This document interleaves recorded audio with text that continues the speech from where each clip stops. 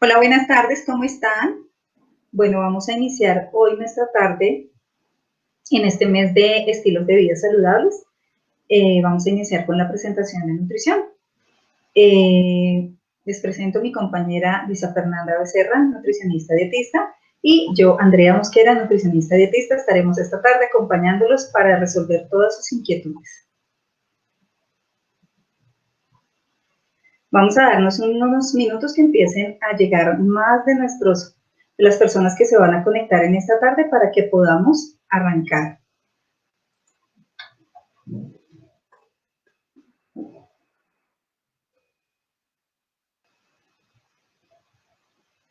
Bueno, aquí ya se van conectando. Buenas tardes a todos.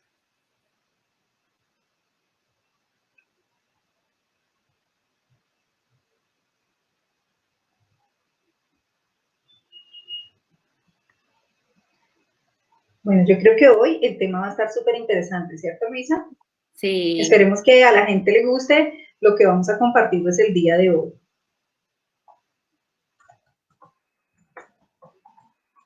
Bueno.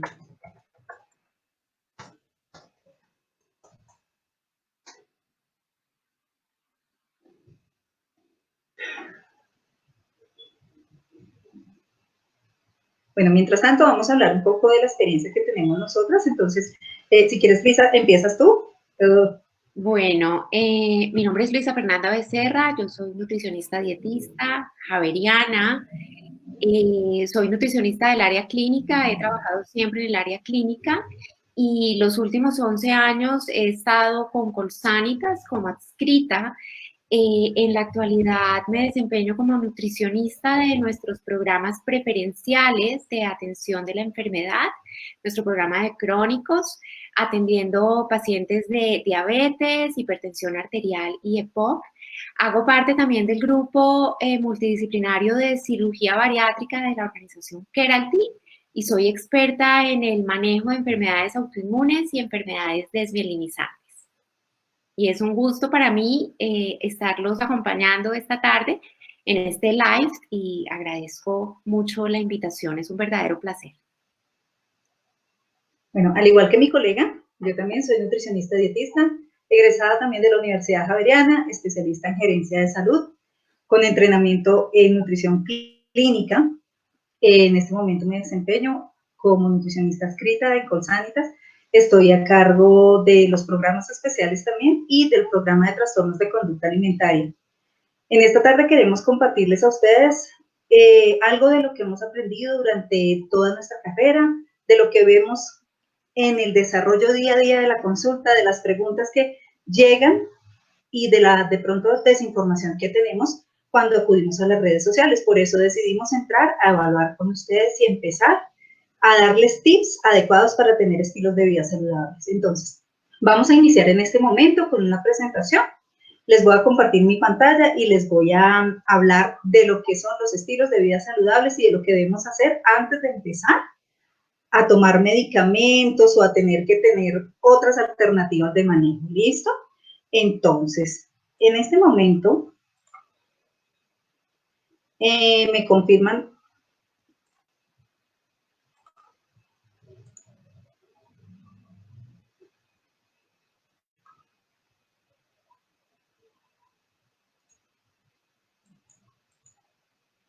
Tengo aquí un problema técnico, me confirman en el momento en que ya puedan ver mi pantalla, por favor.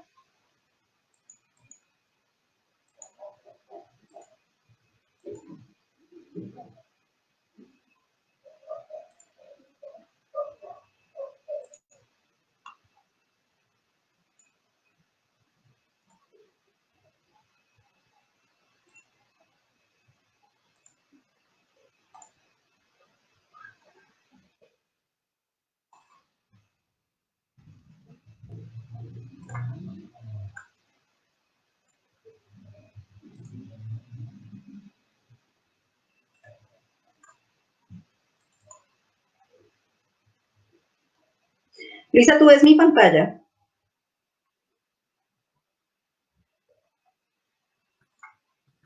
Te veo a ti. Bueno, tenemos un problema aquí de tecnología en este momento que no me permite hacer compartir adecuadamente.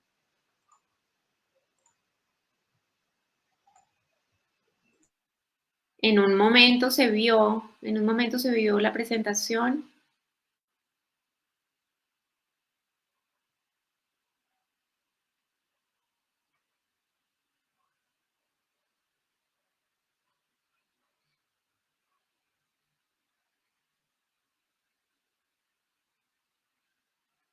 Ahí ya se ve, Andreita.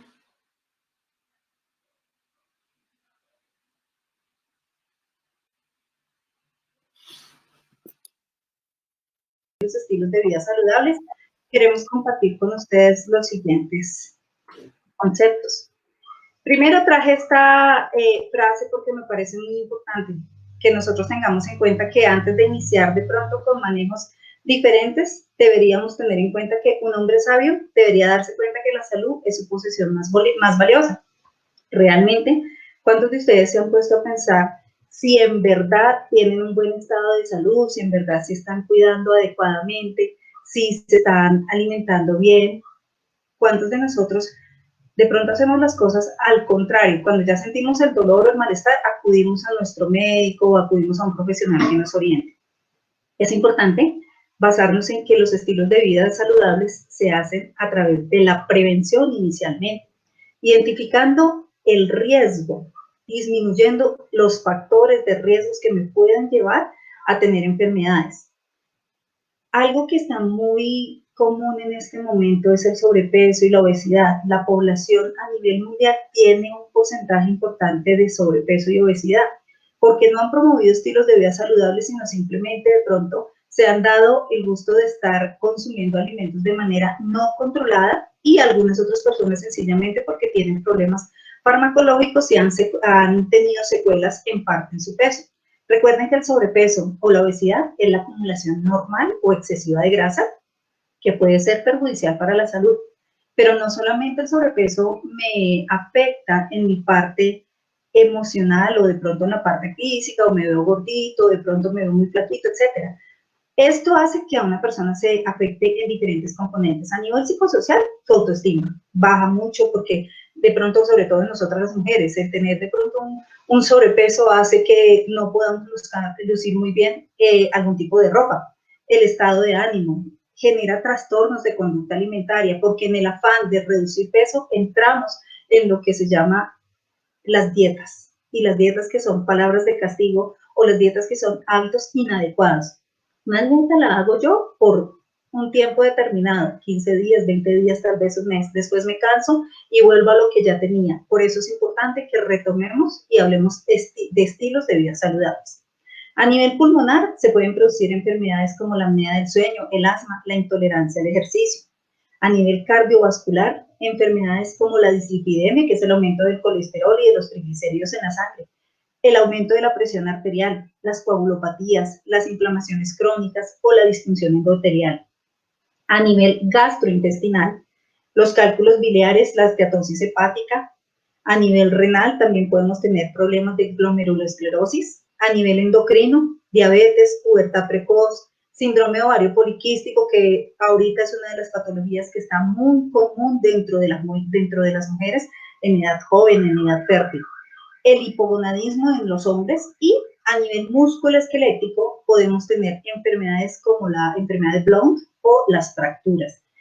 ¿Esto por qué? Porque la mayoría de las personas que tienen sobrepeso y obesidad, ¿sí?, son personas que no tienen sino peso graso, son obesos que son sarcopénicos.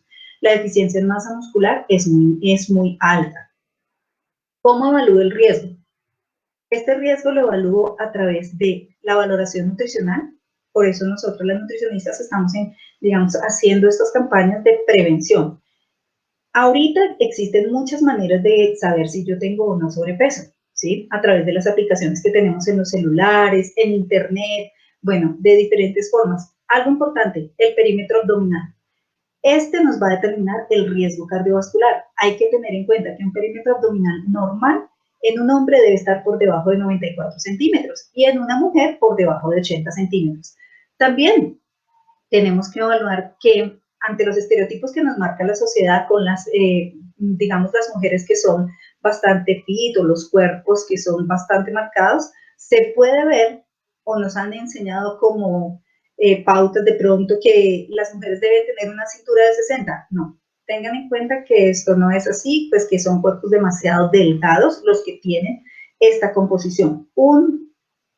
Una cintura o un perímetro abdominal que no tiene riesgo como tal es por debajo de 80 centímetros en el caso de las mujeres y 94 por debajo para los hombres.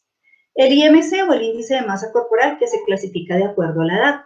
En un estado normal para un paciente joven menor de 60 años, un adulto joven, va de 18,5 a 24,9, ¿sí? De 25 a 29,9 en sobrepeso. Obesidad de 25, perdón, ahí hay un error en esta diapositiva, discúlpenme. Entonces, en obesidad ya va clasificada de acuerdo a diferentes grados, de 30 a 34,9, de 34, eso es obesidad grado 1.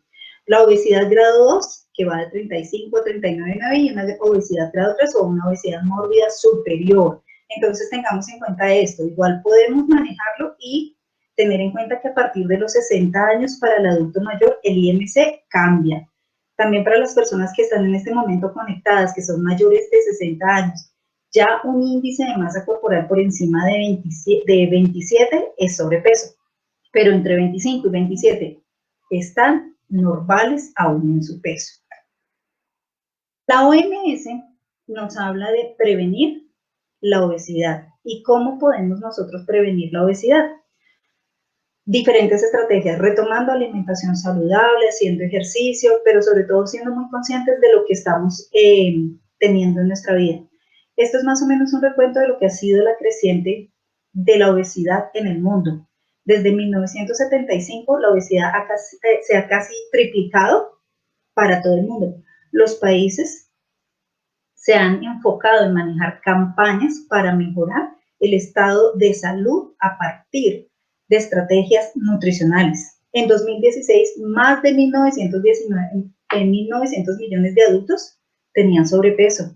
Y en los niños es súper importante. En el 2016, más de 340 millones de niños y adolescentes tenían sobrepeso. Entonces, son estadísticas que nosotros debemos tener súper en cuenta. No se trata de simplemente estamos gorditos, no, se trata de aprender a tener un estilo de vida saludable y a mejorar nuestros hábitos de salud para evitar tener enfermedades crónicas no transmisibles. De acuerdo a la encuesta nacional, la situación en Colombia es la siguiente. Esta fue los resultados de la última encuesta que se hizo en el año 2015, donde en Colombia las regiones con menor consumo de frutas y verduras son la Amazonía, la Orinoquía y la zona andina, que son ricas en la producción de estos alimentos. El 60% de la población en zonas urbanas consume comidas rápidas, ¿sí? Y el 19,8% en las zonas rurales lo realizan. Las mujeres de por sí consumen más frutas de acuerdo a la encuesta que los hombres, y esto va porque los hábitos de alimentación no se han infundado, no se han inculcado desde pequeños con los niños. ¿Cuáles son los digamos, por regiones, los sectores de Colombia que tienen más obesidad? San Andrés y Providencia, Guaviare, el Caquetá y Tolima. Y los de menos obesidad, el Vaupés, el Amazonas, Sucre y Bogotá. De acuerdo a esto, a lo último publicado en 2015, que realmente es la última información que tenemos. Pero ya entrando en materia, ¿qué son los hábitos saludables? ¿Cómo hago yo para poder tener hábitos saludables o estilos de vida saludables? Esto se retoma de tener hábitos alimentarios adecuados, de tener una buena alimentación, de comer en horarios adecuados, de no hacer ayunos, de comer cada 3 horas, de incluir todos los grupos de alimentos. ¿Son factores determinantes del estado de salud? Claro que sí, porque todo lo que ustedes inviertan en alimentación saludable en un tiempo de juventud será algo que eviten comprar en medicamentos cuando estemos en la vejez. Los hábitos alimentarios inadecuados, o sea, el consumo de alimentos hipercalóricos o ricos en grasas o en azúcares, nos van a llevar a desarrollar enfermedades cardiovasculares como el SAOS, el cáncer, la obesidad, la osteoporosis, las anemias y la caries dental. Todas estas prevenibles si yo tengo un estilo de alimentación saludable o un hábito de alimentación saludable, si realizo ejercicio y si tengo dentro de mis pautas de consumo las frutas y las verduras. ¿Cuáles son los factores de riesgo modificables? Nosotros como población colombiana podemos mejorar estas condiciones si disminuimos el consumo de tabaco, ¿sí? La exposición al cigarrillo, porque esto nos va a generar enfermedades a nivel pulmonar. La exposición o el consumo alto de bebidas alcohólicas también, porque tienen un alto contenido de azúcares. La obesidad, porque claramente retomando el ejercicio y haciendo actividad física, pues vamos a perder el peso, a disminuir el peso corporal. Y esto va a hacer que disminuyamos también los niveles de colesterol en sangre y los niveles de azúcar en sangre. O sea, vamos a evitar la diabetes tipo 2. Adicionalmente, algo que está está impactando en nuestra sociedad en este momento fuertemente es el estrés, ¿sí? En esta época de pandemia, muchos de nosotros estamos haciendo teletrabajo, algunas otras personas de pronto tienen que hacer desplazamientos, pero el riesgo de pronto contagiarnos ha generado un nivel de estrés muy alto. Esto también es un factor importante para llevar a modificar el estado de salud o a perjudicarlo. Entonces recordemos que es importante tener un buen estado de tranquilidad, de tomar las cosas un poco más con calma, de practicar actividad física, que si no podemos salir, podemos hacerlo en casa, de pronto a través de los tutoriales de YouTube, con yoga o con actividades que simplemente podamos practicar dentro del encerramiento. ¿Cuáles son? Como las leyes fundamentales de la nutrición, lo que nosotros debemos o hacemos cada día en nuestra consulta es educar al paciente para que tenga una alimentación completa, equilibrada, suficiente y adecuada. Es el factor CESA que conocemos los nutricionistas. ¿Y qué es esto de la nutrición CESA? Completa, que tenga todos los macros y micronutrientes necesarios para que podamos suplir las necesidades nutricionales. Equilibrada, los nutrientes se encuentran en las proporciones recomendadas para su adecuada utilización. Suficiente, que cubra los requerimientos de líquidos, de calorías y de nutrientes de acuerdo al rango de edad, si es un niño, si es un preadolescente, si es un adolescente, si es un adulto joven o es un adulto mayor. Entonces, esta determinación de requerimientos se hace a través de una valoración especializada. No es lo mismo la dieta que compartimos de una persona a otra porque al vecino mío, al fulanito, a quien le funcionó. Por eso este tipo de prácticas no son adecuadas. Y que sea una alimentación adecuada a las características del paciente o de las personas. Muchos de nosotros podemos tener de pronto dificultades para consumir alimentos en seco, entonces tenemos que consumir con salsas. Y esas salsas de pronto son las salsas simplemente preparadas en casa que van a hacer que yo pueda aceptar mejor la tolerancia. O sencillamente tengo un problema a nivel de mi dentición y no puedo masticar, entonces me toca comer un poquito más fraccionado, más molido o de una consistencia más blandita. Entonces, todas estas cosas debemos planificarlas en el momento en que nosotros damos al paciente un plan de manejo nutricional.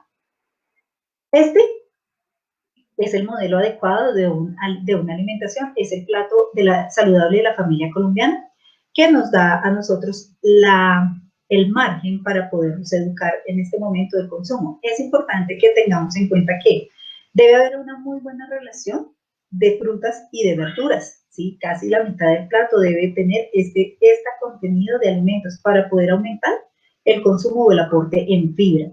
Debemos incluir los lácteos, debemos incluir también las proteínas, debemos incluir los carbohidratos.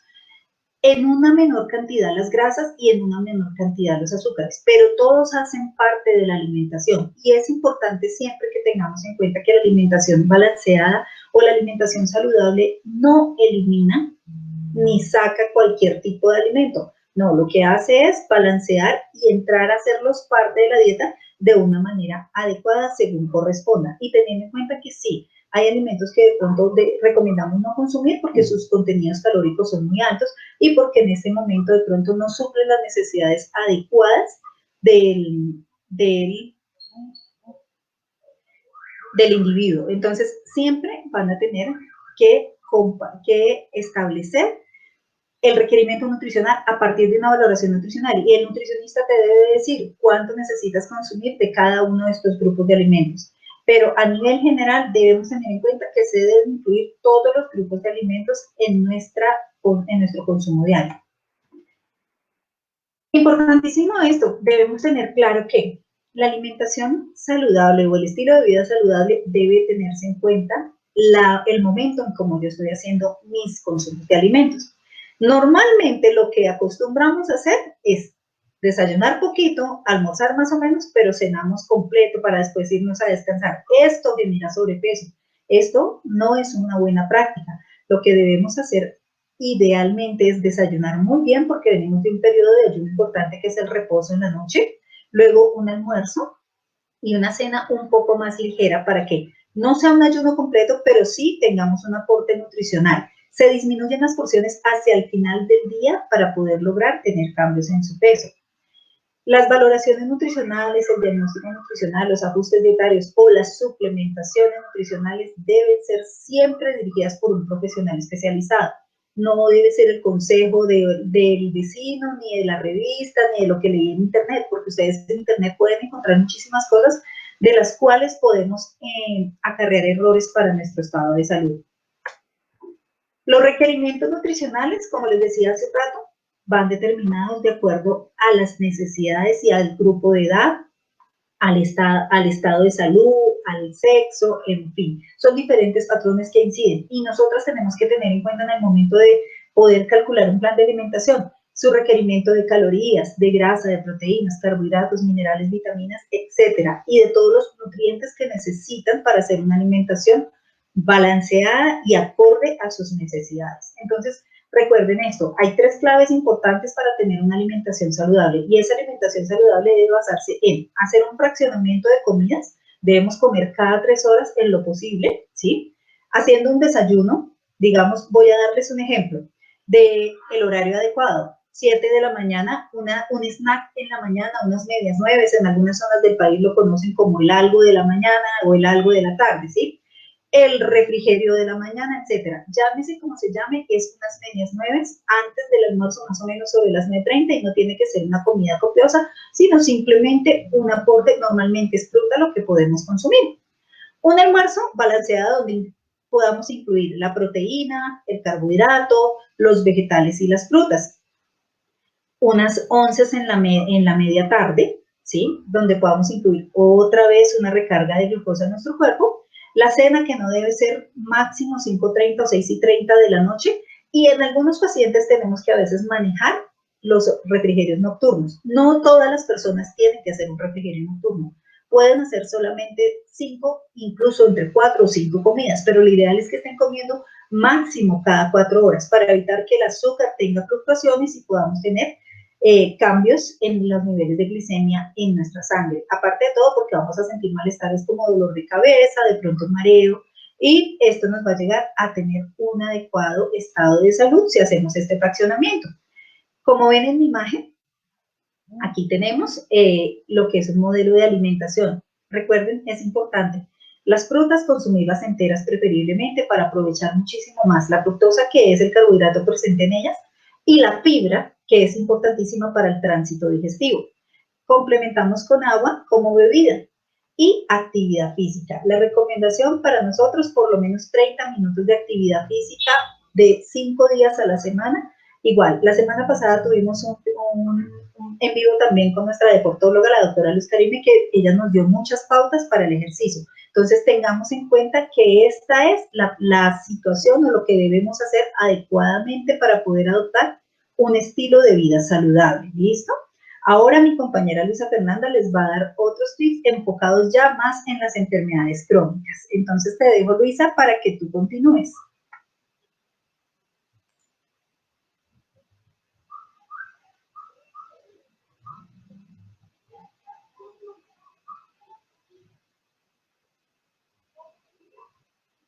Hola. Bueno, ya está llegando mi colega.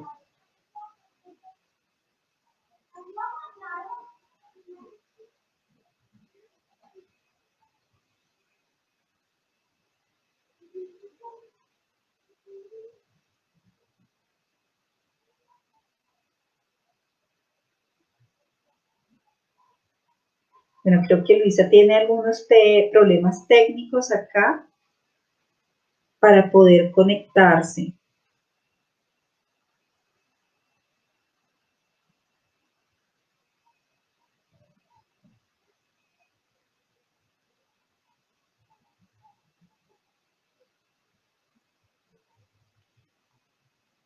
Listo, ya Luisa se va a conectar, ya está tratando de entrar nuevamente. Entonces, mientras tanto, pues igual, vamos a darle paso. Ella nos va a hablar sobre diabetes e hipertensión, que son dos de las enfermedades con las que más nos enfrentamos nosotros en la consulta diaria y son de las más prevenibles. Entonces, ya le voy a dar paso a Luisa.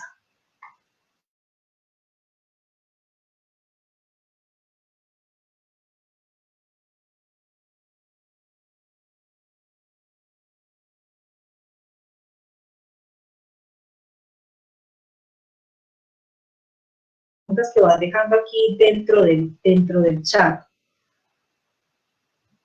Bueno, entonces vamos a ver acá, tenemos una pregunta, nos dice, doctora, ¿qué es la diabetes?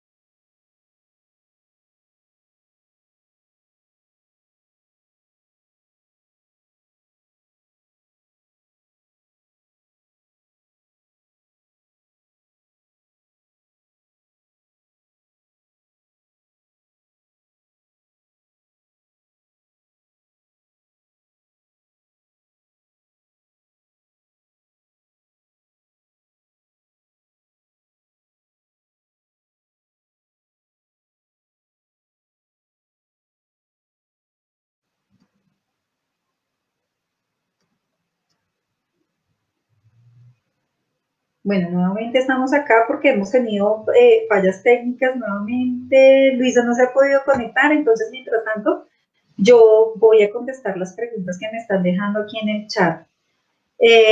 Dice, ¿qué es más recomendable? ¿3 comidas diarias completas y saludables o 5 comidas incluyendo medias 9 y 11?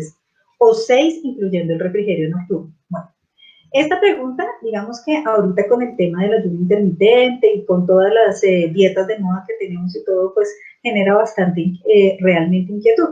Lo importante es tener una alimentación fraccionada. Lo ideal es comer cada 3 horas para poder mantener nuestros niveles de azúcar estables, ¿sí? Y que no tengamos fluctuaciones, que el consumo de calorías sea fraccionado y no tener porciones grandes tampoco a la hora que vamos a consumir los alimentos.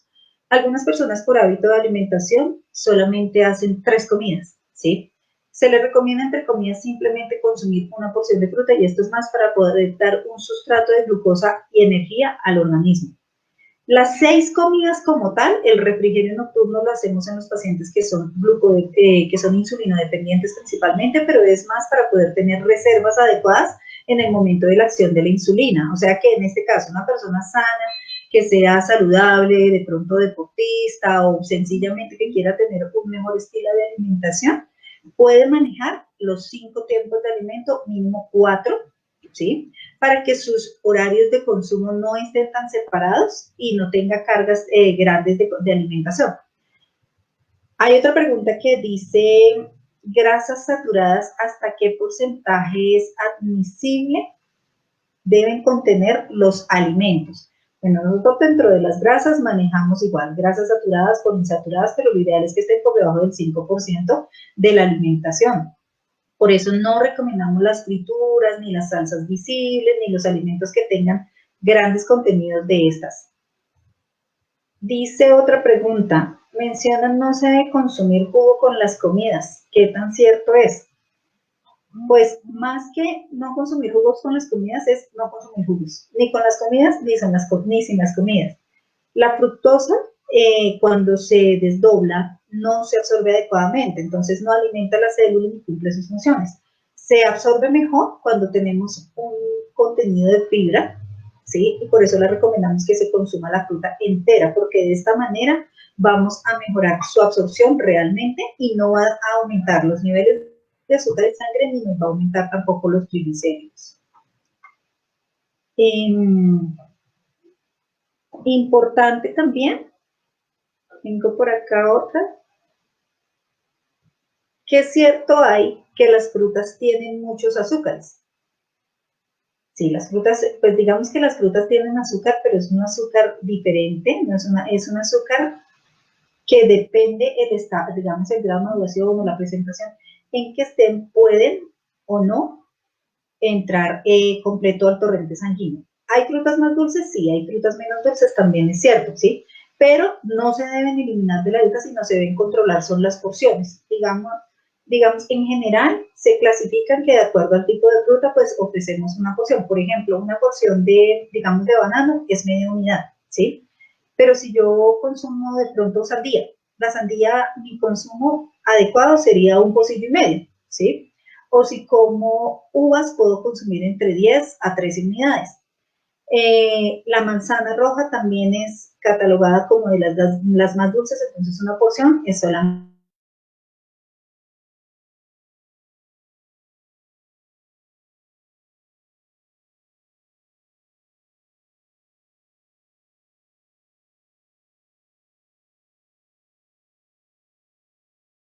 personas con colesterol y triglicéridos.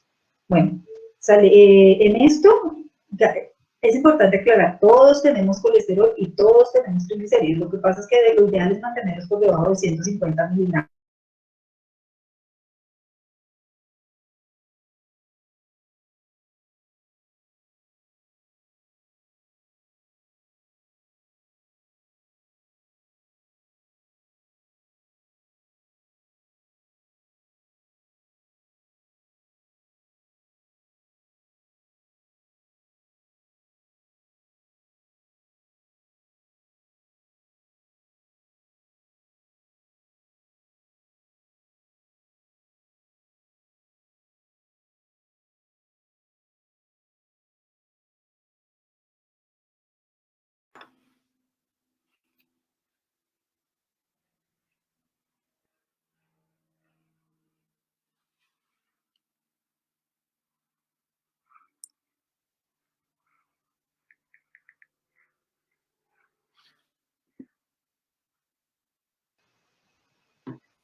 Bueno, Hola, te sí, hola. ¿en qué Bueno, va? hemos tenido varios problemas técnicos, ofrecemos realmente disculpas porque se nos ha salido del control este tema del internet hoy. Oh, Entonces, ahora Dios. sí, vamos a darte espacio para que puedas tener Bueno, tu perfecto. presentación. Para continuar Yo con mi de, parte. Dios, esperemos que este internet funcione y que no me vuelva a sacar.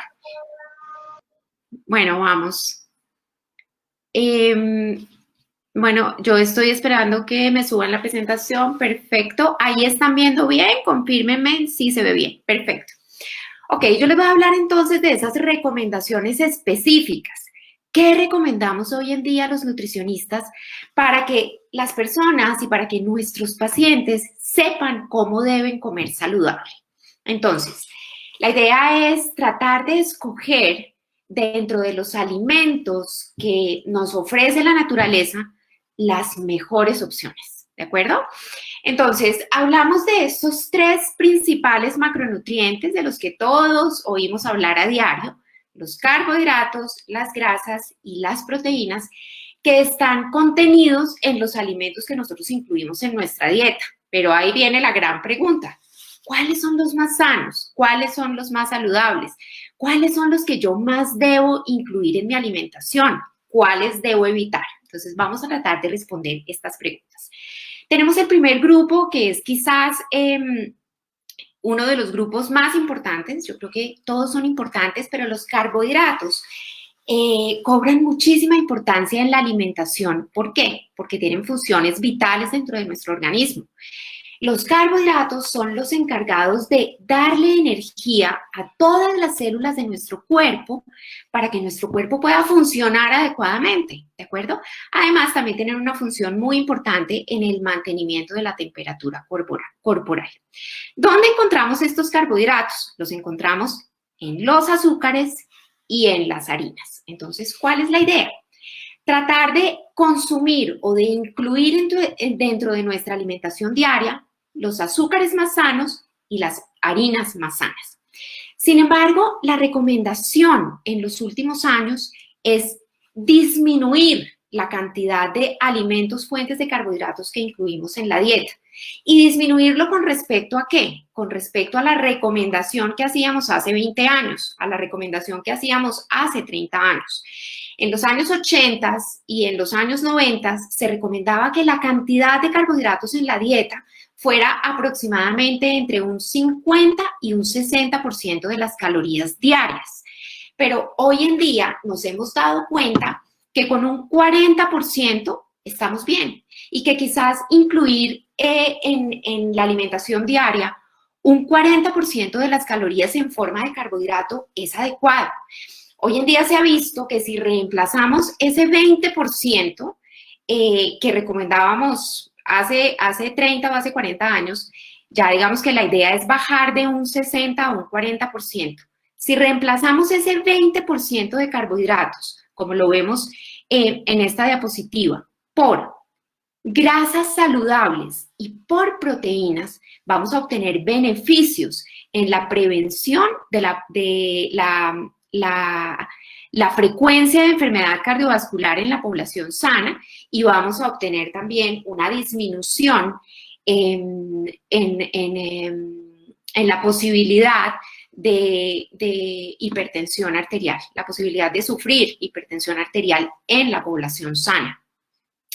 Entonces, ¿qué recomendamos específicamente con respecto a las harinas? La idea es que las harinas que incluyamos en nuestra alimentación diaria sean preferiblemente harinas integrales, cereales integrales, arroz integral, pastas integrales, panes, tostadas, galletas integrales, porque este aporte de fibra nos ayuda a mejorar el funcionamiento intestinal y además la fibra tiene muchísimas funciones dentro del organismo, lo vamos a mencionar un poquito más adelante, pero la idea es que las harinas que nosotros incluyamos en nuestra dieta sean preferiblemente integrales.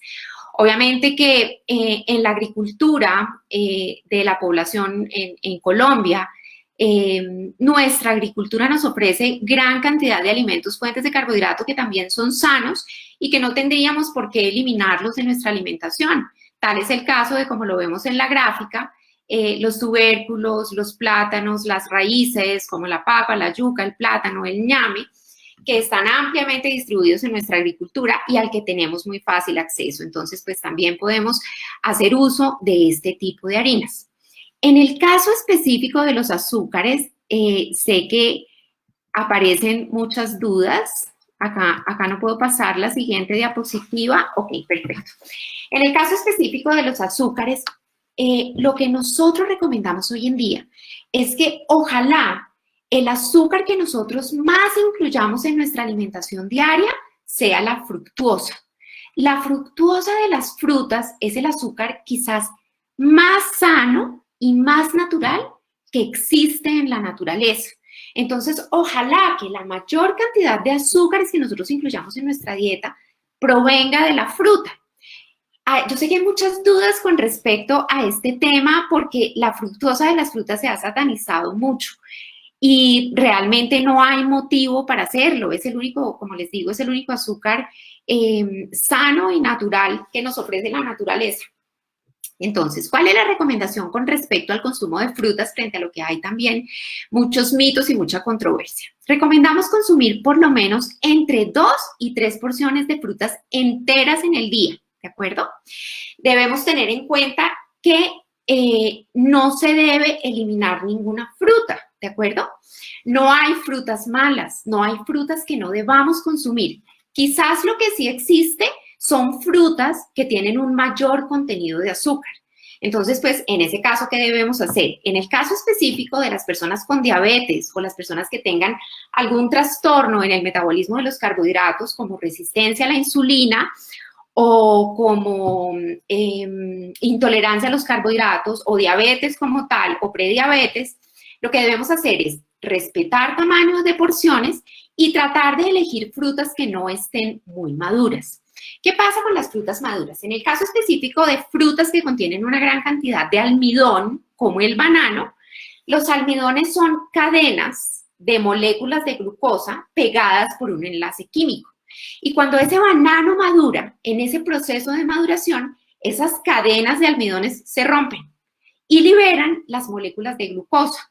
Entonces, ¿qué es lo que pasa en estos casos? Cuando comemos frutas muy maduras, estamos obteniendo azúcar de más fácil absorción, ¿de acuerdo? Estamos obteniendo fructosa y sacarosa en mayor cantidad, que puede tener un efecto mucho más.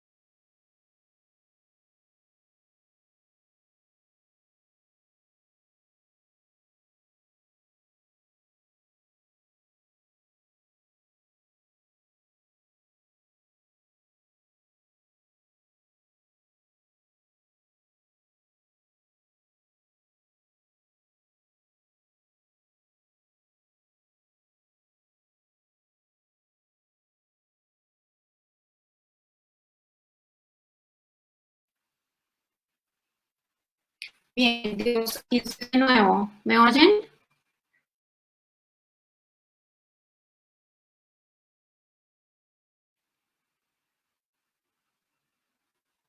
Bien, si pudiéramos pasar la siguiente diapositiva, por favor.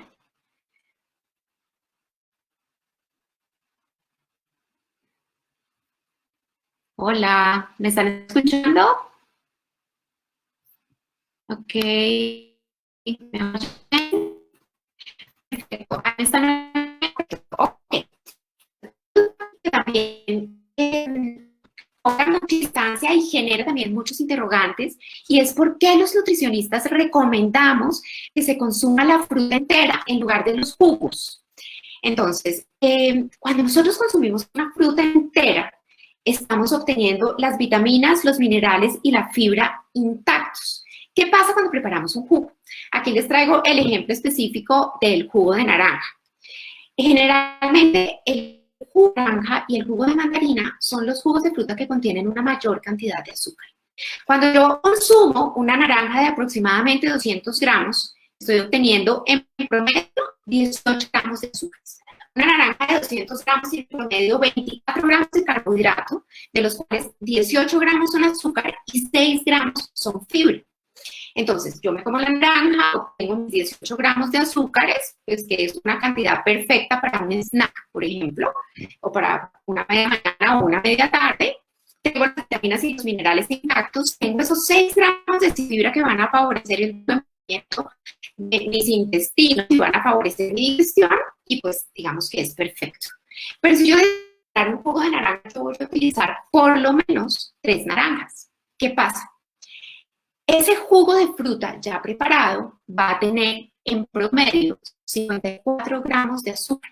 54 gramos de azúcar son lo proporcional a 11 sobrecitos de 5 gramos de azúcar, de los que nos dan, por ejemplo, en los cafés para endulzar, ¿de acuerdo? Son 11 sobres. Es 54 gramos de azúcar, que sería lo que tiene ese jugo de naranja, puede ser en promedio cercano a la cantidad de carbohidratos que yo debo consumir en un desayuno, en un almuerzo o en una comida. Además, la fibra, ¿en dónde se queda? La fibra se queda en el colador, se queda en el exprimidor de naranjas. Y generalmente, eso que queda en el exprimidor, ¿a dónde va? A la canica. Estoy perdiendo la fibra. Por eso es que nos recomendamos consumir las frutas enteras y tratar de evitar jugos. Entonces, ¿cuál es la idea? Tratar de que los azúcares que incluyamos en nuestra alimentación sean preferiblemente la fructuosa de las frutas, ¿de acuerdo?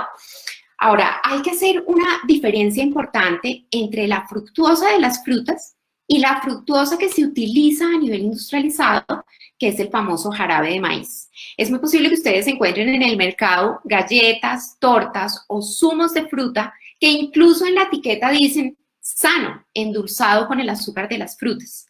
Y cuando ustedes van a leer la etiqueta, resulta que lo que tiene es jarabe de maíz. El jarabe de maíz es la fructuosa que utiliza la industria como edulcorante en sus alimentos. Y ese jarabe de maíz no lo extraen ni lo obtienen de las frutas, lo obtienen del maíz.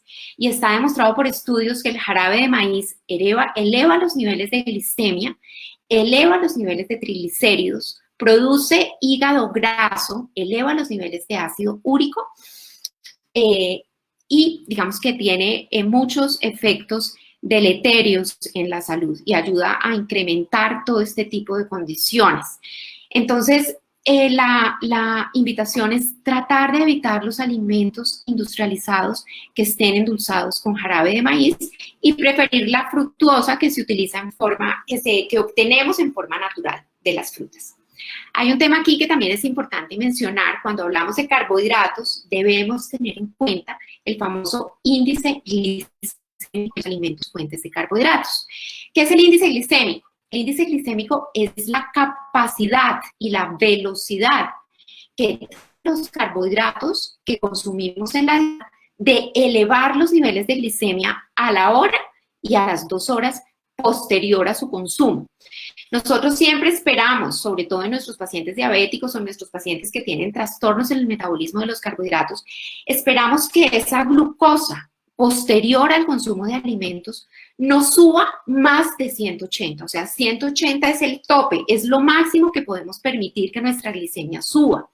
¿Por qué? Porque arriba de 180, ese exceso de azúcar que va circulando por la sangre daña las células, empieza a generar daños renales, daños en los ojos, etcétera, etcétera. Entonces, la idea es que tratemos de que esa glicemia posterior al consumo de alimentos no suba en rangos extremos.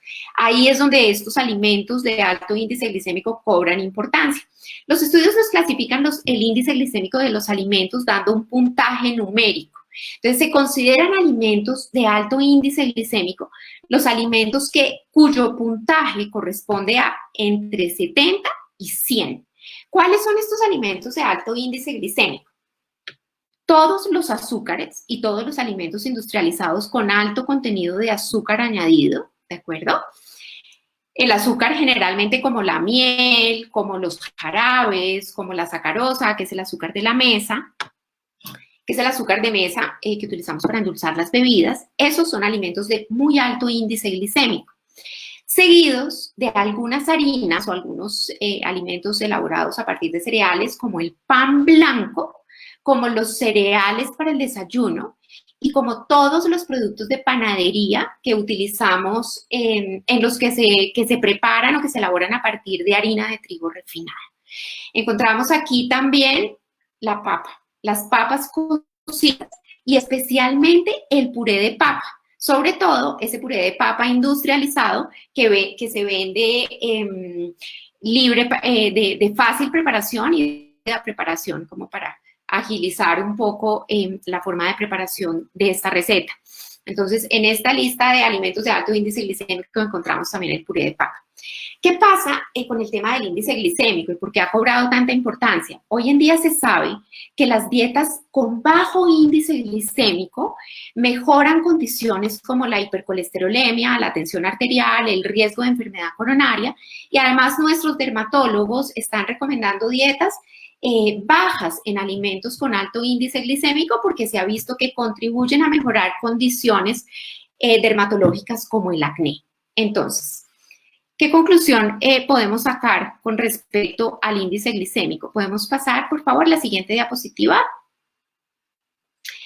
¿Qué conclusión podemos sacar? Quizás pudiéramos pensar, o muchos pudieran estar pensando en este momento, no, pues no voy a poder volver a comer arroz blanco, que es importantísimo para mí, que yo siempre como arroz blanco con el almuerzo, o no voy a poder volver a comer pan brioche, que me encanta, porque pues es pan blanco y está elaborado con harina refinada.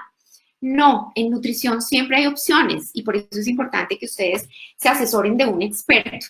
Si nosotros consumimos los alimentos con alto índice glicémico, como el arroz, como lo vemos en esta imagen, si consumimos el arroz blanco mezclado con alimentos fuentes de fibra, como vegetales, y mezclado con grasas sanas, con grasas buenas, como aceite de oliva, por ejemplo, esa fibra y esa grasa lo que hacen es aumentar el tiempo de digestión. Y cuando se aumenta el tiempo de digestión, se disminuye la rapidez de la absorción de la glucosa, ¿de acuerdo? Entonces, si nosotros consumimos los alimentos de alto índice glicémico acompañados de fibra y de grasas buenas, disminuimos el índice glicémico de estos alimentos. Entonces es importante tenerlo en cuenta para que también evitemos hacer restricciones que pueden resultar difíciles para nosotros. Seguimos.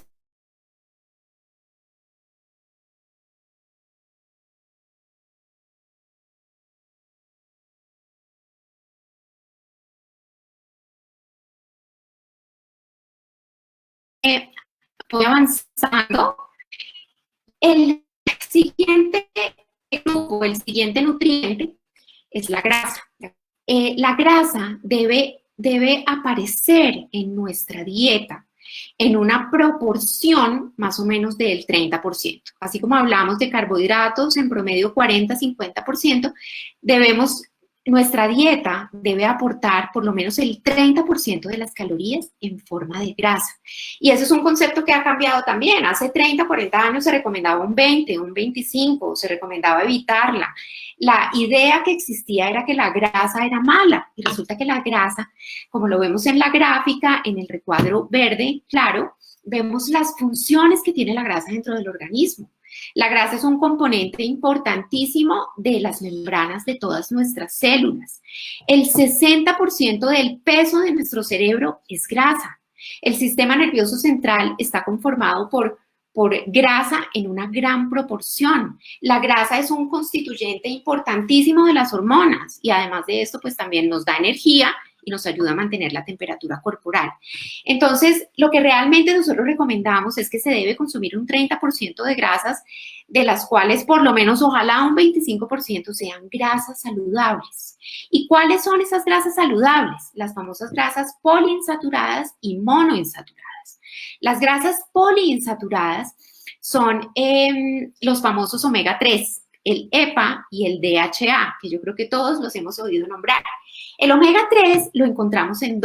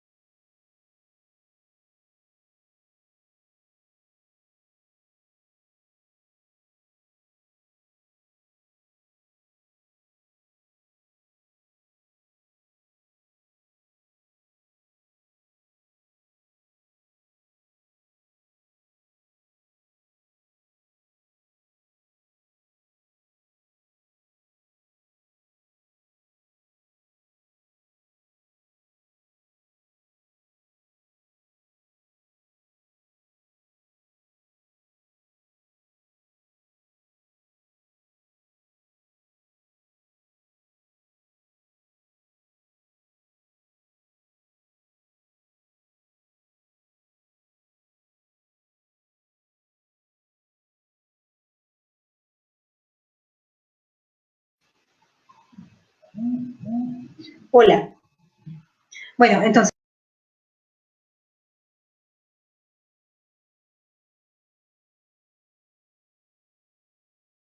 en un momento ella se refería a, digamos, estaba hablando por la parte de sus grasas. Voy a tratar, les voy a pedir un momento, voy a compartir la pantalla con la presentación en la parte. Ok, ya me la estaban compartiendo. Bueno, entonces, estaba hablando Lisa hace un rato acerca del consumo de las grasas y las grasas monoinsaturadas o las grasas poliinsaturadas.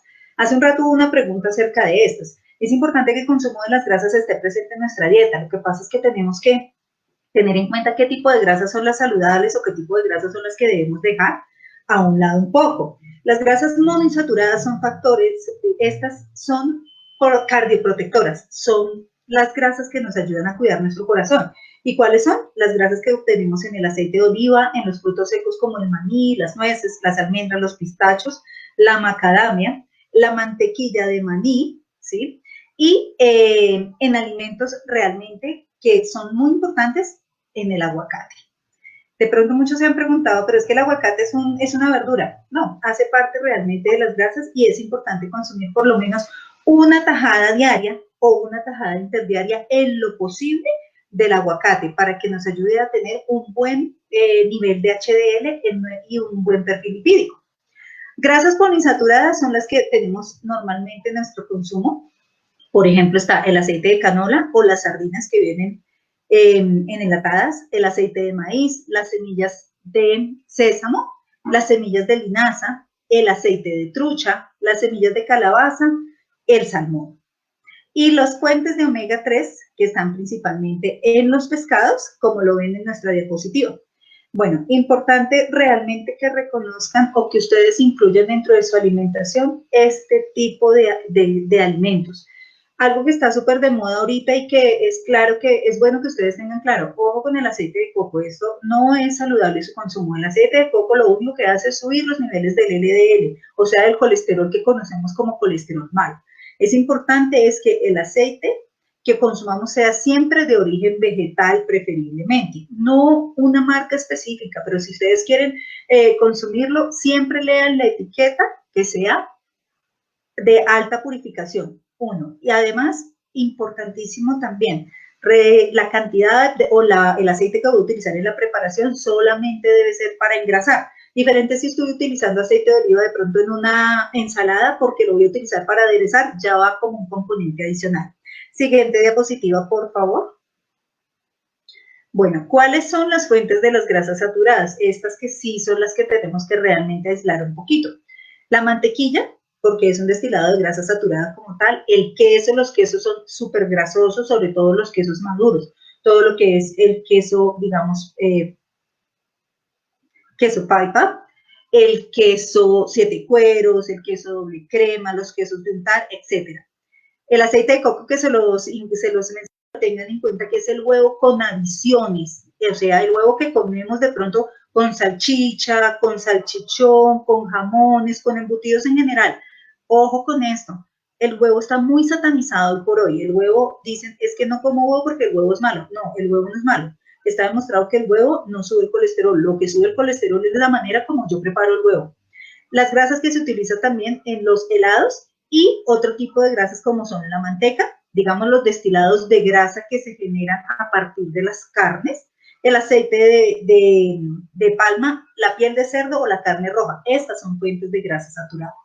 Siguiente, por favor. Las grasas trans, estas, las famosas grasas trans, son el enemigo oculto, porque estas sí son las que vamos a incluir y aumentar nuestro colesterol malo o el LDL. También hacen que se reduzca nuestro colesterol bueno. Obviamente presente en todos los productos de panadería, pastelería, en los productos empaquetados, en las frituras, en las grasas y en las comidas rápidas. Siguiente.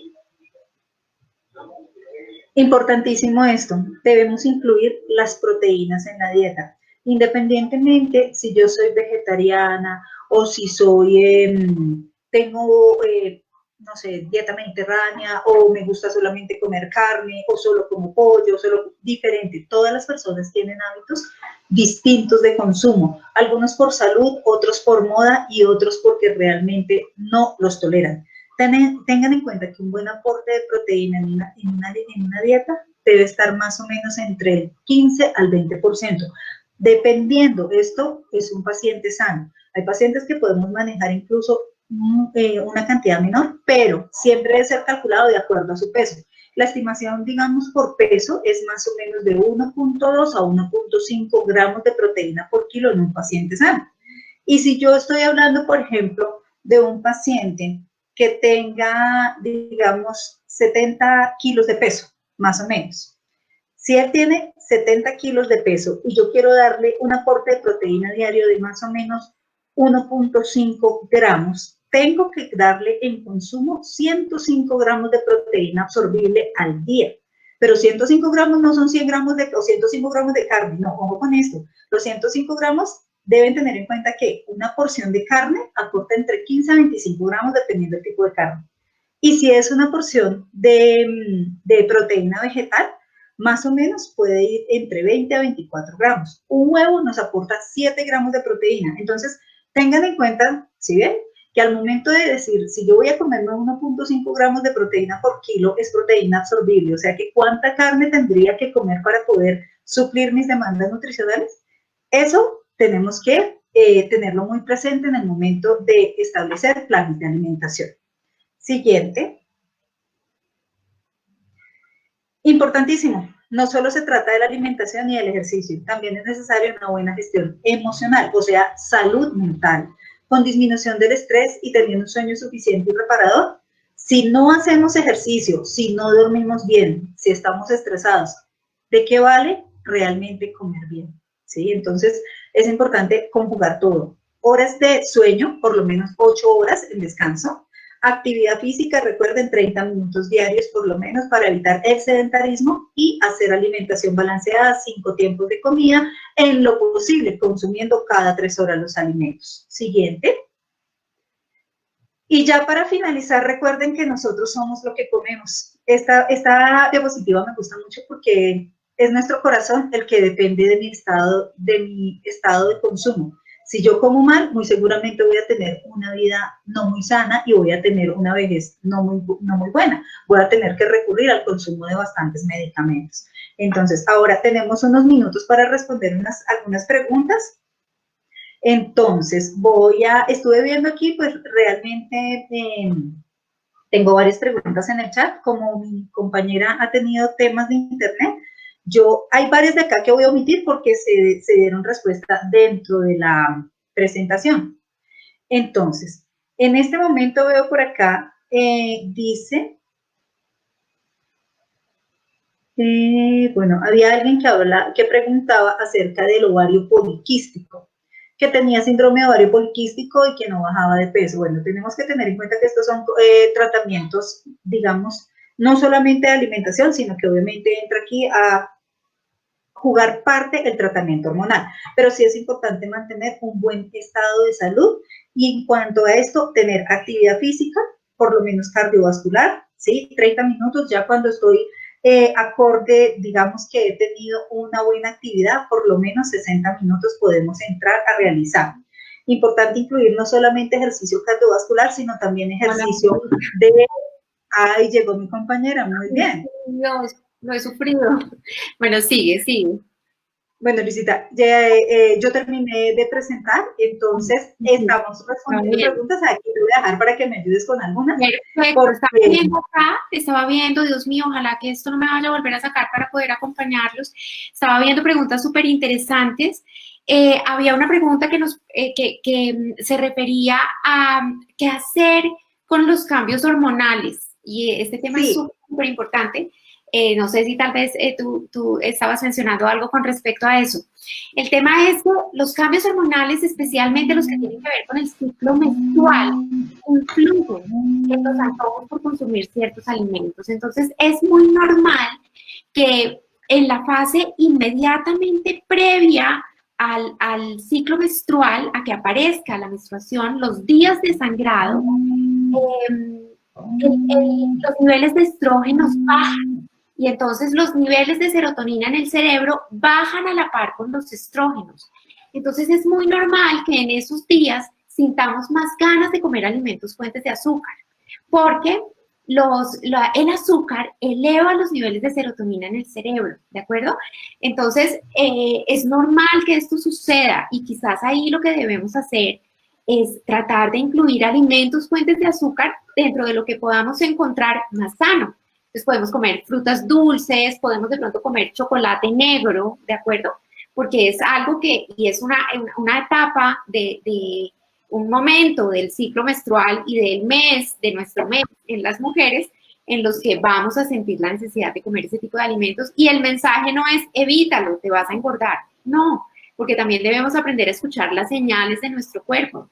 Entonces, la idea es que, bueno, vas a sentir deseos de consumir alimentos fuentes de azúcar o alimentos que contienen azúcar, ya sabes cómo escoger los más sanos, ¿de acuerdo?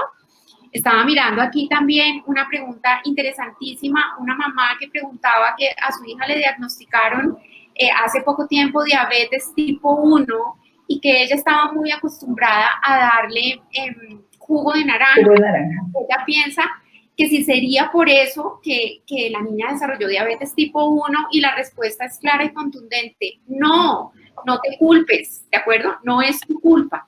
La diabetes tipo 1 está muy ligada a factores genéticos y además es una enfermedad que tiene un fuerte componente autoinmune. Entonces, si ella iba a desarrollar diabetes, la iba a desarrollar con el jugo de naranja o sin el jugo de naranja. Entonces, no te culpes por eso, porque realmente no es así, ¿de acuerdo? Nos preguntaban también que cuál es el porcentaje de grasa normal. Bueno, existen tablas. Realmente para nosotros es difícil saberlas de memoria para poderle decir a los pacientes, porque además el porcentaje de grasa normal varía de acuerdo a la edad y de acuerdo al sexo. Entonces es diferente en hombres y mujeres, es diferente entre los 30 y los 40, entre los 40 y los 50, pero más o menos si estamos hablando de una mujer adulta, el porcentaje de grasa normal en una mujer que esté entre los 35 y 55 años, aproximadamente es entre un 23 y un 33%, ¿de acuerdo? Ese es el porcentaje de grasa normal. Es decir, que si la balanza está marcando 22, 23, que fue lo que pude leer, pensaríamos que está normal, ¿de acuerdo? Esas fueron las preguntas que vi. ¿Qué más? ¿Qué pasa con la mantequilla clarificada? ¿Es saludable? Realmente no. El aporte de grasa saturada de la mantequilla clarificada, a pesar de que supuestamente la someten a procesos de calentamiento y van quitando algo de la grasa que contiene, sin embargo, el aporte de grasa saturada de la mantequilla clarificada sigue siendo alto, ¿de acuerdo? Sí, la podemos utilizar, ¿de acuerdo? La podemos utilizar, no pasa nada, pero la idea es que lo hagamos en mínima cantidad y que tratemos de que no sea el día a día, ¿de acuerdo? Pero eventualmente, pues, se puede hacer alguna preparación con una cantidad pequeña de mantequilla clarificada, pero realmente no es mucho más sana, digamos, una mantequilla clarificada no reemplaza el aceite de oliva, jamás, ¿de acuerdo? Entonces es importante tener esto en cuenta. Aquí hay otra pregunta. Andreita, no sé si tú quieras contestar alguna más. Dice sí, yo veo por acá. El maní, el maní, yo quiero contestar esa. Déjame contestar esa. El maní. A ver, la diapositiva que tenía Andreita, confieso que esas diapositivas eran de Andreita, esa diapositiva en donde ella mostraba las proteínas me encanta porque muestra el maní como un alimento fuente de proteína. Entonces, ¿qué pasa? El maní, tenemos la idea que es un fruto seco, o sea, que el maní es de la familia de las nueces, los pistachos, las almendras, los marañones, y eso realmente no es cierto. El maní es una leguminosa. El maní es familiar del frijol, la lenteja y el garbanzo. Por eso es que 100 gramos de maní, como lo ponía ahí Andreita, tienen en promedio entre 20 y 24 gramos de proteína, ¿de acuerdo? Pero el maní no, digamos que el perfil de ácidos grasos del maní no es tan bueno como el perfil de ácidos grasos de las nueces, los pistachos, las almendras, los marañones, porque realmente es una leguminosa, ¿de acuerdo? Entonces, bueno, creo que esa pregunta... aquí hay una pregunta de Rocío Verdugo que dice que ¿cuál es la dieta normal que debemos comer? Sí, pues digamos que eso es una pregunta bastante abierta, ¿no? Porque la dieta normal, ¿sí? se establece de acuerdo a los hábitos de alimentación colombianos, pues aquí es sopa, arroz, papa, eso es lo que uno considera normal, ¿no? Pero depende, ya para poder dar una explicación, yo creo que se debe establecer, uno, el hábito, y segundo, hay que tener en cuenta que nosotros, de acuerdo a las regiones, las gastronomías son muy diferentes. Por ende, es importante analizar y hacer una consulta individualizada. También preguntaban que para un adulto, ¿cuál era lo importante? Ojo que yo lo dije en mi presentación, es importante tener en cuenta el requerimiento nutricional porque eso varía con los años. Un adulto joven puede tener un requerimiento de 1.800, 2.000 calorías. Un adulto mayor tiene un requerimiento máximo de 1.300 calorías, siendo generoso realmente. Entonces, es importante que no manejemos estereotipos o, digamos, fichas de dietas. Es importante siempre que tengamos alimentación sana, pero que nos asesoremos de un profesional. Bueno, aquí hay un montón de preguntas. Dios, me encantan las preguntas. Bueno, aquí hay una pregunta súper interesante que tiene que ver con el aceite de oliva. Preguntan si se puede utilizar para cocinar. Realmente el aceite de oliva, lo ideal es consumir el aceite de oliva crudo. Lo podemos utilizar para cocinar, pero en preparaciones que sean cortas, digamos para saltear unos champiñones 2 segundos y a bajas temperaturas, ¿de acuerdo? Los aceites, cuando empezamos a ver que del sartén o de la olla empieza a salir humo, eso quiere decir que el aceite se está dañando, ¿de acuerdo? Entonces, si el aceite de oliva se somete a temperaturas muy altas, se daña. Entonces, lo ideal es utilizarlo. Si lo queremos utilizar para cocinar, lo ideal es utilizarlo en preparaciones a bajas temperaturas y preparaciones cortas, por ejemplo, para salteados. Pero lo ideal realmente es consumirlo crudo. Veía aquí otra pregunta que dice que qué tal es la dieta DASH. La dieta DASH es la ideal, ¿de acuerdo? La dieta DASH es muy parecida a la dieta mediterránea, es la dieta que se recomienda en Estados Unidos para pacientes con enfermedades cardiovasculares. Entonces, la idea es que es una dieta rica en pescados con omega 3, baja en sal, rica en grasas saludables que ya se las mencionamos, bajas en ácidos grasos trans, rica en fibra y en cereales integrales. Luego, la dieta DASH es la ideal. Si tienen acceso a leer las características de la dieta DASH, esa es una dieta ideal. Una dieta ideal es la dieta DASH, la dieta mediterránea, ¿de acuerdo? Esas son las características de una dieta ideal. Bueno, ¿qué opinas tú? Señora. Mira que hay una pregunta acá que está interesante y es, ¿qué opinamos de la dieta keto? ¿Que si es buena o es mala? ¿Tú qué opinas? Bueno, ¿yo qué opino? Yo opino que la dieta keto es una dieta que no es adecuada para todas las personas, que ciertas personas la pueden probar. No es una dieta sostenible en el tiempo. Yo no he tenido el primer paciente que me diga, mira, yo llevo 10 años haciendo dieta cetogénica. No, realmente sería muy difícil hacer dieta cetogénica durante mucho tiempo. Algunos estudios, hay aún mucha controversia al respecto, pero algunos estudios muestran que puede tener algunos beneficios en ciertas condiciones. Entonces, si tenemos de pronto interés de probar dieta keto porque queremos bajar un poco de peso, porque de pronto queremos manejar algún tema de resistencia a la insulina, etcétera, es importante consultar.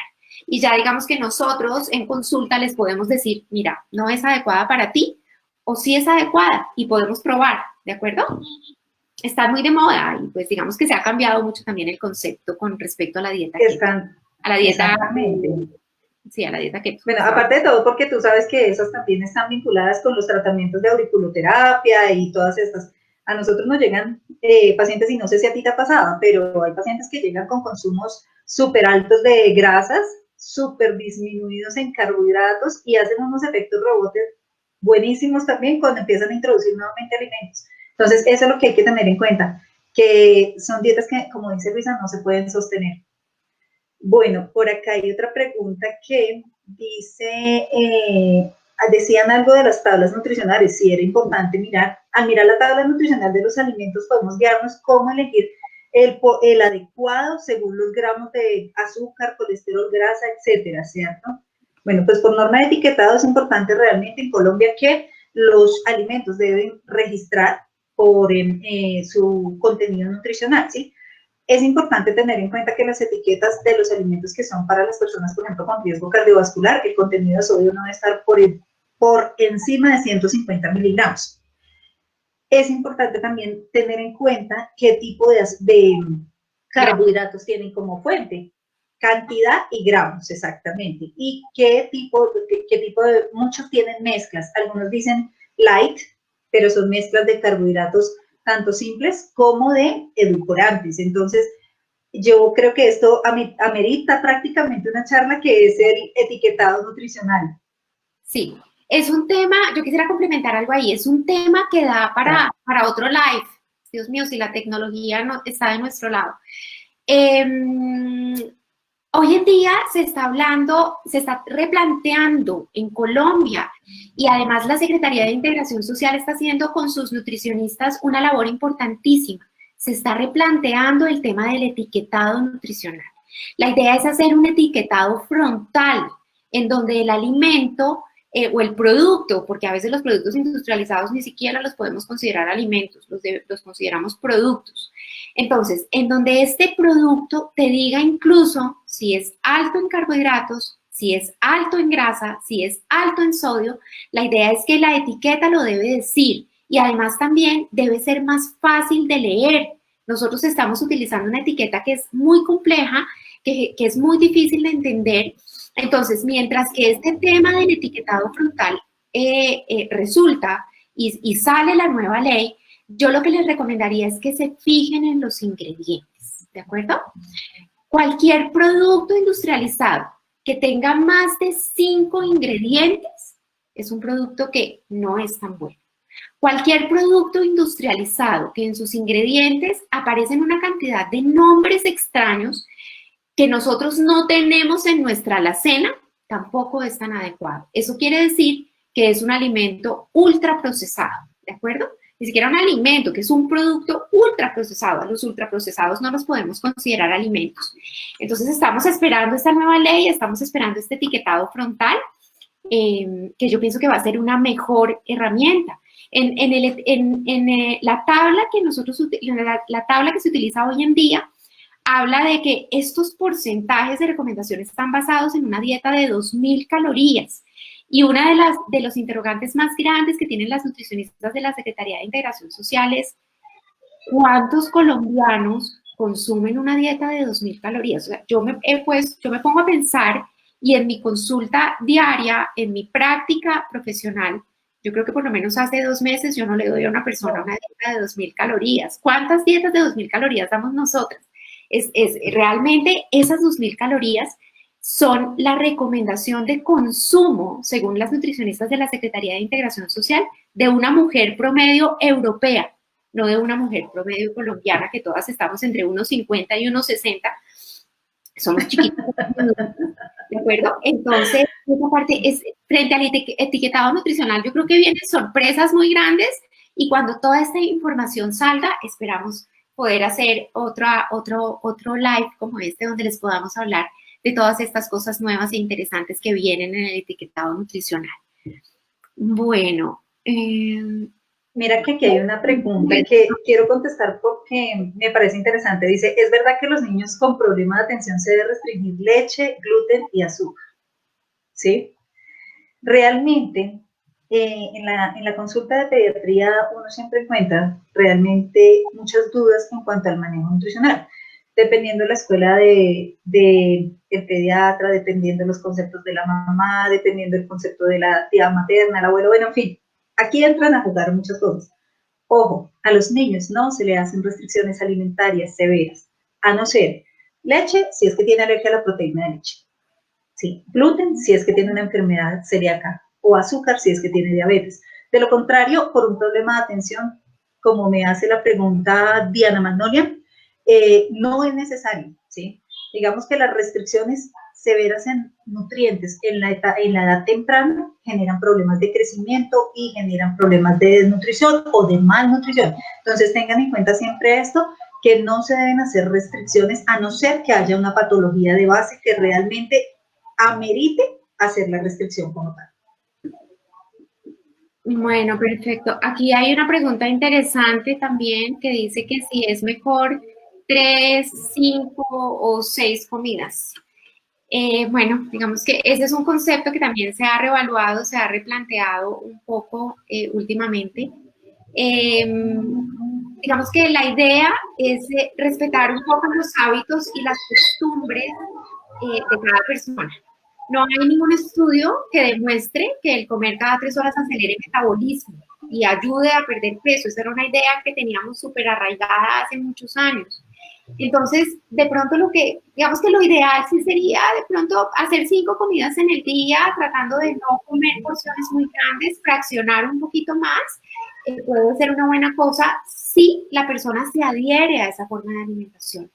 Pero si yo estoy frente a un paciente que lo primero que me dice cuando llega a mi consulta es, mira, yo soy de desayuno, almuerzo y comida y me cuesta muchísimo trabajo incluir 9 y 11, pues yo puedo cuadrar también el plan de alimentación teniendo en cuenta los hábitos y las costumbres del paciente. Digamos que aquí, en ese tema, pues, podemos ser un poquito de mente abierta, salvo que de pronto la situación, la enfermedad, la patología lo amerite. En un paciente en posoperatorio de cirugía bariátrica, yo no le puedo dar 3 comidas al día, y esa sea su costumbre, o sea, tengo que fraccionar la alimentación. Entonces, como en nutrición, todo depende. Y en este caso, depende, ¿de acuerdo? Depende también. Ya una última pregunta dice, ¿tú qué opinas? ¿La fruta reemplaza la comida esa? Yo creería que no. Bueno, es así, realmente no. Acuérdense que el aporte nutricional lo tenemos que cubrir a partir de todos los nutrientes, ¿sí? Y la fruta, pues en este caso, que nos va a dar un carbohidrato que es fructosa como tal y fibra, ¿sí? Pero necesitamos incluir proteínas, necesitamos incluir grasas, necesitamos incluir todos los demás grupos de alimentos. La fruta nos da vitaminas, minerales, etcétera, pero no va a reemplazar una comida de sal. Bueno, aquí aparece una interesante también, Andreita, sobre la leche deslactosada. Bueno, ¿qué pasa con la leche deslactosada? Hay muchas formas de deslactosar la leche, pero la que se utiliza en la industria colombiana es la hidrólisis de la lactosa.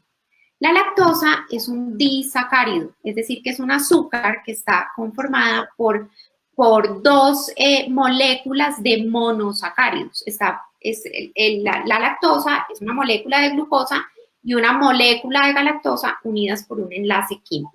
Entonces, ¿qué es lo que hace la industria colombiana? Hidroliza esa lactosa, rompe ese enlace. Entonces, la leche deslactosada en Colombia tiene la glucosa y la galactosa libre.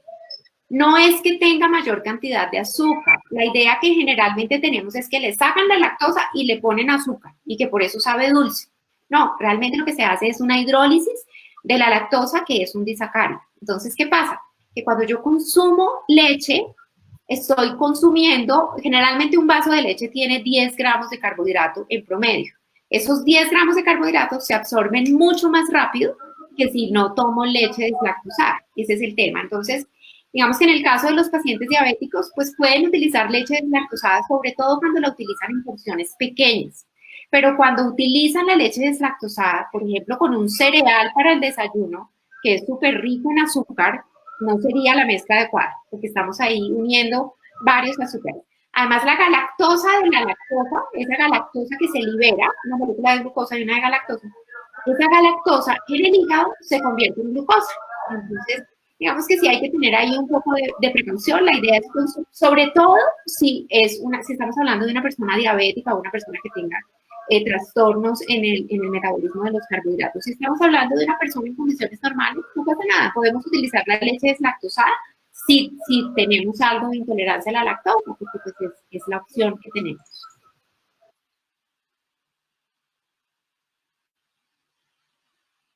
Bueno, bien. Aquí creo que Andreita se fue. Aquí hay algunas preguntas más. ¿Qué tal la leche de almendras? Bueno, realmente esas leches vegetales no son un reemplazo de la leche. La única, y realmente tampoco podríamos llamarlas leches. Hoy en día estamos tratando de hacer una campaña, entre comillas, para que a estas bebidas le demos el nombre que realmente deben tener, que son bebidas vegetales. La única bebida vegetal que reemplaza la leche en su contenido de proteína es la leche de soya.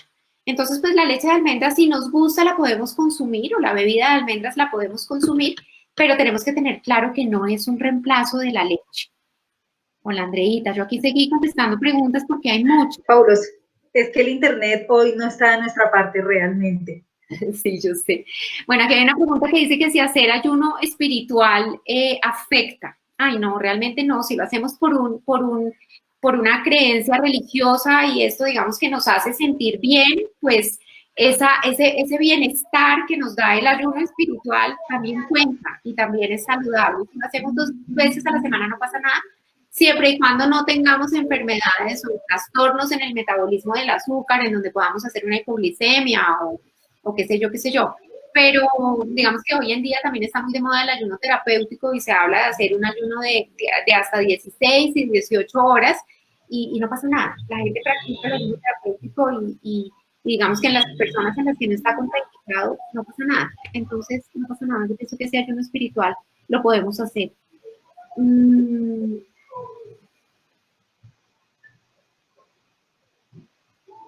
A ver. ¿Qué diferencia hay entre la glicemia y la prediabetes? Los exámenes de glicemia arrojan resultados en ayunas en pre-67 y post-62.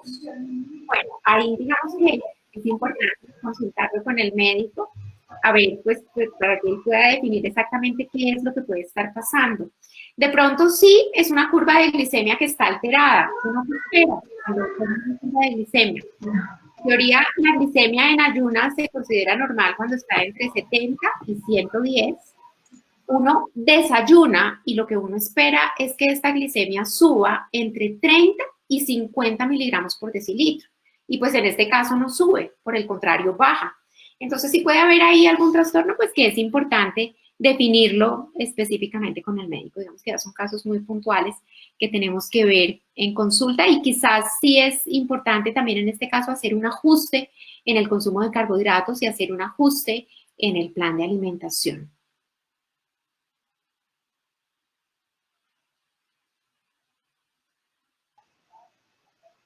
Bueno, perfecto. Yo creo que están más o menos todas las preguntas. Perfecto. Sí.